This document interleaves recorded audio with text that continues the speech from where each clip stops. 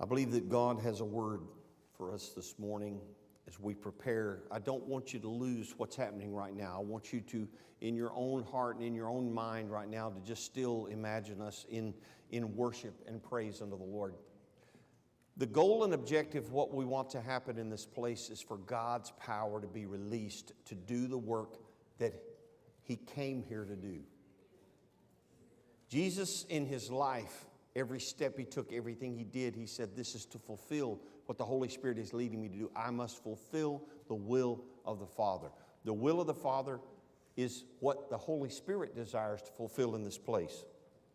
Last week we talked about Elijah and the cloud and how that 7 times there in 1 Kings chapter 18, after that 3 years of great drought, he began to pray that God would send the rain. After the people had avowed that God was the true God and had forsaken Baal and began to worship God, that's when he knew that he could then pray for rain, because it was God's judgment on the land because of their worshiping false gods. But now, after having won that great victory, calling fire down from heaven, slaying the prophets of Baal, now the people bowed down, laid prostrate on the ground, it says, and worshiped God and said, truly you are the true God. The Lord, He is God. The Lord, He is God. And then he prayed and he cried out to God and he sent his servant, look toward the sea. Do you see anything? And 6 times he came back and said, I don't see anything. 6 times he came back and said, I don't see anything. I want you to hold that in your mind. 6 times he came back and said, I saw nothing. On the 7th time, can you imagine? The servant's like, seriously? I've already looked 6 times. Why you don't want me to go look again? And then he goes and he says, well, yeah, there's a cloud. It's about the size of a man's hand, just a little puff up there.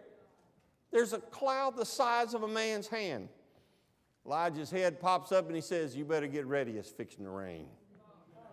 He goes, I didn't say I saw a rain cloud. I said I saw a little puff, a little thing about the size of a man's hand. He said, you better go tell King Ahab, get down off this mountain because the sound of a mighty rain is coming.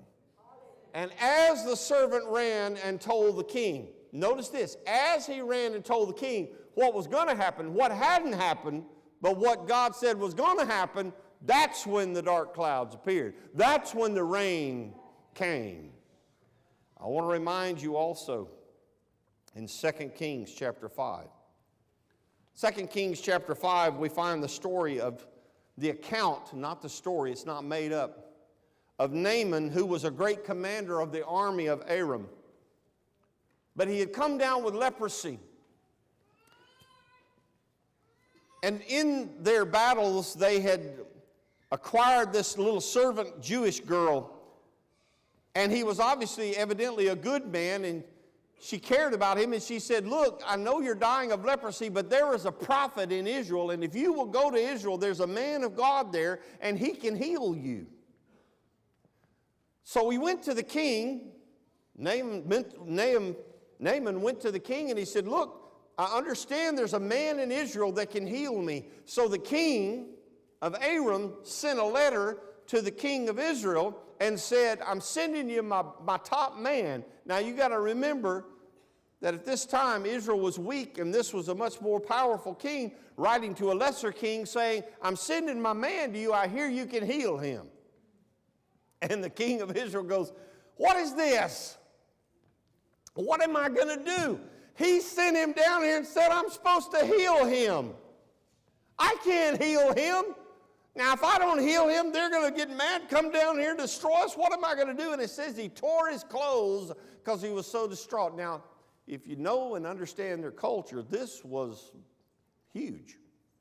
This was like a huge, he tore his clothes. So the prophet, Elisha, hears of that, and he calls the king. He said, look, hey, he picked up the phone, called the king. Not really, didn't have phones. He sent a message to the king. He said, what are you so distressed about that you would tear your clothes and all? I haven't forgotten about the cross, but let's do it another time. I don't think this is a good one.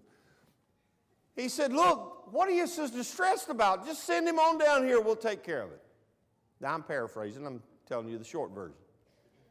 So Naaman shows up with all his entourage. Now, he has chariots and horses, and you need to understand, this was reserved for the elite to have chariots and horsemen and all. We're talking about the royal entourage shows up at Elisha's house. And as he is sitting there and all of this great entourage parks, and they hit the air brakes, psh, and everything's settled. They wait. Nothing. Now, there's no way they could drive up out there and Elisha not know they're there. You know what I'm talking about? We've grown up in such noise we don't understand. I remember going to my grandmother's growing up. There was a cattle gap over a half a mile away from their house. You knew if anyone was in a half a mile of there because they just, you could hear that just as plain because it's so quiet. So there's no way they didn't know he was out there. So Elisha turns to his servant and he says, go out there and tell him that if he'll go and wash in the Jordan River 7 times, he'll be cleaned of his leprosy. Now, if you read the scriptures, the servant, not Elisha, he goes, hi, I'm the servant of Elisha the prophet. And he told me to tell you to go and wash in the Jordan River 7 times, and you'll be made clean. Naaman's like, he's not even going to come out here? Does he know who I am? Does he understand the importance? You mean he's not? Look, I'm just telling you what he told me to tell you to go down and wash in the river. And it says he became very angry. I have come down here and I have been dissed. I have been disrespected. And he's riding off and he's furious. I have wasted all this time, wasted all this energy. He wants me to go down there and wash in that filthy river. Back where I'm from, we've got real clear waters. Let's just imagine. You go to the prophet of God, he says, you need to go down to the Pearl River. Because that would be about the same thing. Go down to the Pearl River. Now, some of y'all don't remember. The Pearl River is way better than it used to be. I remember when they first built the reservoir in the first few years there when I was a young teenager, we'd go up there skiing. We'd go up to the north end up there, and you would get out of the water and your hair would be brown. I had bleached out blonde hair, but it would be brown getting out of that water. I often wondered, what exactly is in this water that is turning my hair dark while I'm in it? It was nasty. Memphis used to dump, well, anyway, in the river. They finally changed that. So go down to that nasty Pearl River and bathe 7 times. Bathe, and then you'll be made clean. He's furious. You can read it. He's furious. I am not doing any such thing. That is ridiculous. That is foolish. That's stupid. There's a lot cleaner rivers. There's a lot better places. I'm not going down that filthy river and going to bathe myself there. But one of his servants goes, what have you got to lose? You're dying of leprosy. Just go down there and dip in the river. Just go down there and do what he said. So he goes down. And I'm convinced, as sure as I'm standing here, nothing happened 6 times. 6 times down the water. Still got leprosy. Do it again. That's 5. That's 6. But the scripture says when he came up the 7th time, he was whole. He was whole. I take you to another account. The children of Israel have come to Jericho, that great fortified city, in Joshua chapter 6. And the Lord commands them, and he says, this is what you're going to do. For 6 days, you're going to take the priest, and the priests are going to lead with their trumpets, and the armed men are going to march around the city. One time a day for 6 days. But on the seventh day, you're going to march around the city 7 times.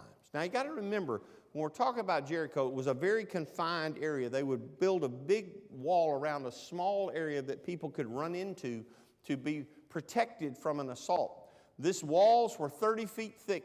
It was a hugely fortified city, and they wondered how in the world they could ever conquer it. But then he said, on the 7th day, I want you to march around it with the priests blowing their trumpets, and then after the 7th lap, the priests are to blow their horns one long blast, and that is one of the official blowings of the shofar, is to blow as long as you can blow till you just run out of air. Just one long, and just hold it as long as you can hold it. And it is the sign of peace or victory.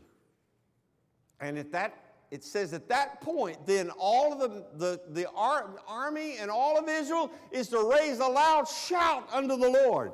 And when they did, the walls of Jericho collapsed. Parts of it fell over, and they went in and captured the city. But guess what? Nothing happened. Day 1, day 2, day 3, day 4, day 5, day 6. As a matter of fact, the people of Jericho are up on the walls going, what's the matter with you people? They're just walking in circles out there. What do you think you're going to do? You think you're just going to walk around and the walls are going to fall down? And then the 7th day, you can see the people of Jericho up on the wall going, what are they doing? They've already walked. Now, how many times are they going to walk around? What are they doing? They're just walking around blowing their trumpets. But the 7th time, suddenly the sound came. And the people raised a great shout up unto the Lord, and suddenly the walls began to tremble and shake and fell before their very eyes. And I'll take you to one final thing in Mark chapter 8 and verse 22 through 26. It's a strange passage to me. It really is. There was a blind man that was brought to Jesus. And Jesus takes him out. And I know that he was fully God and fully man, fully whatever, but this is weird. It says he spits on the man's eyes. What? How many of y'all, if you came up here to be prayed for and went, hang on a minute?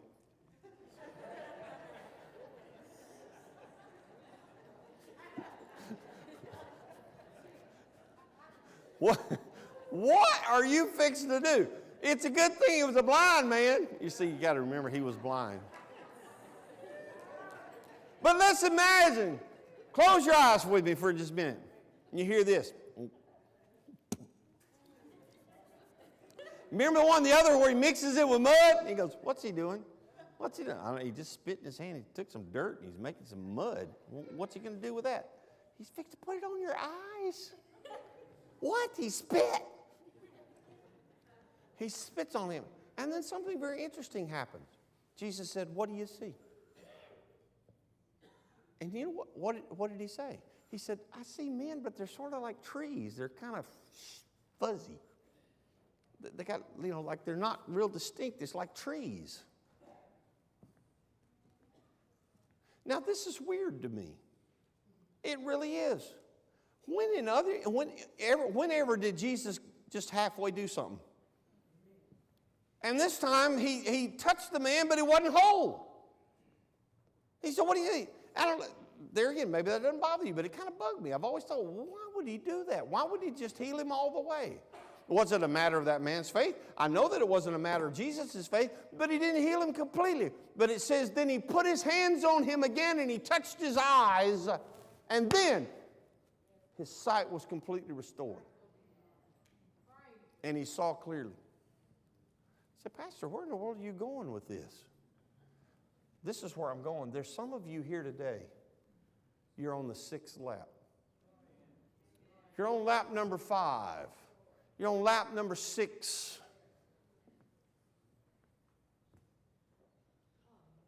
You've been in the water 5 times, now 6 times, but something's fixing to happen. Some of you are one step away from God bringing a great victory in your life if you don't walk away. I believe that some of you are like Naaman, and you need a friend or somebody around you to go, hang in there now. You're not there yet. I can just hear him now. 5 times, look, nothing's happening. Just do it again. Nothing's happening. Do it again. Do it again. Someone, either by live feed or recording or hearing this service, you need to hear this. Do it again. You say, but I've tried that. I've tried that. It didn't work. Nothing happened. Do it again. Why do you do it again? Because He said do it. When the voice of God says do it, you do it. Look, I am so excited about what God touching Loretta this morning and seeing her do something. How long has it been? How many years? How many years? 12 years. 12 years since she's walked that far. 12 years. I remember the day she had the stroke and went to see her in the hospital. 12 years. Do you know what he said? Go again. Have them pray for you again. Have them pray for you again. Do it again. Some of you, maybe one more dip. One more lap. One more time. And you say, well, wait a minute. I thought I was praying to Jesus. I remember the account where Jesus talks about the unjust judge and how the woman just pestered him till he finally gave in and gave her justice. Does that mean God doesn't care? Does that mean God doesn't love you? No, He's just saying be persistent and know that if you'll trust me and if you won't give up, I'll answer your prayer.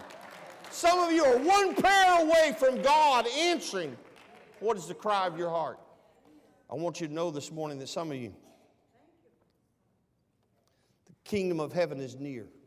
In Matthew chapter 10, verses 7 through 8, Jesus is talking to His disciples and He's about to send them out. And He said, the kingdom of heaven is near. Heal the sick, raise the dead, cleanse those who with leprosy, and drive out demons.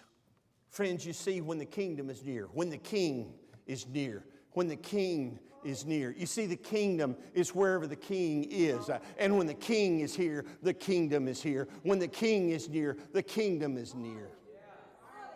And He said, when the kingdom is near, heal the sick, cleanse the leper, raise the dead, drive out demons. God's about to move in this place, but some of you are going to have to take a step of faith. Pastor, I've been to the altar many times before, but there are a bunch of folks in this room that can tell you that there was one particular time. I don't know how many times I went to the altar. Look, I got saved 500,000 times growing up. You know, I mean, if I had the slightest bit of doubt or whatever, and there were many of the old Pentecostal preachers, I don't care how holy you were, by the time they got done, well, I might have a little sin in me. I better go make sure. You know, just in case, I'm going to go on up there and make sure. You know, I don't think we have to live in that kind of fear, but I remember the last time. I even told my dad, I said, today was different, Dad. And he looked at me and went, well, I hope so. That was your pastor. That was your pastor looked at me and said, well, I hope so. Why? Because he had seen me down that altar so many times before. But something was different this day. See, that day, I gave it all. That day, I gave up. That day, I said, I'm done. That's it. Do with me whatever you desire, because I'm done. There's that time. And some of you are sitting here and you're going, well, I've tried that. It didn't work. Do it again. And every time you stumble and you fall, you do it again. And one day you get up and suddenly you look back and go, I'm not falling anymore.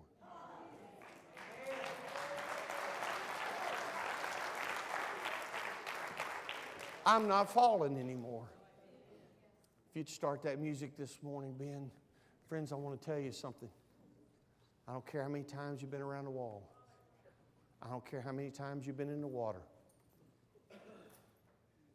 Today is the day for somebody in this place. Today is the day for someone here, someone who's watching by live feed. Would you bow your heads with me?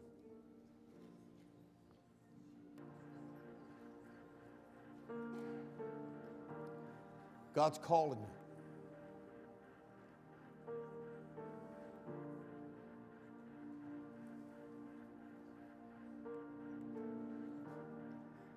Walking around these walls,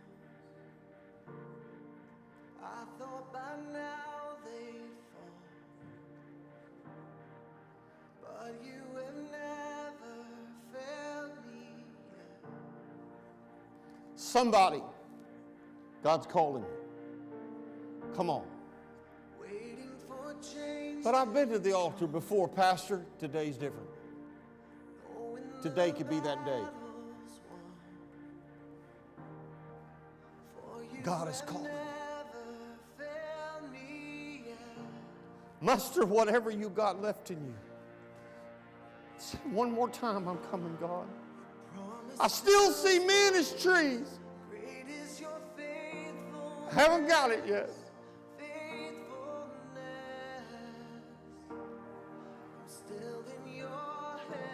God, I'm believing you that today is another day. It's a different day. It's that day that you can look back to and say, that day everything changed. That day it was different.